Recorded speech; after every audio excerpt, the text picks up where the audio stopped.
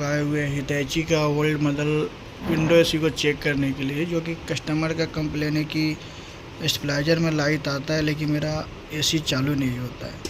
जो कि देख सकते हैं हम लोग आके इसको चेक किए तो पता चला कि इसका पैनल में ही प्रॉब्लम है।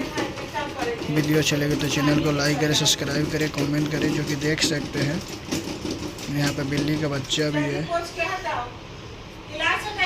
बिल्ली और चूहा दोनों भी इसी में है। जो कि देख सकते हैं ये काफ़ी हॉल है, हॉल के अंदर में लगा हुआ है।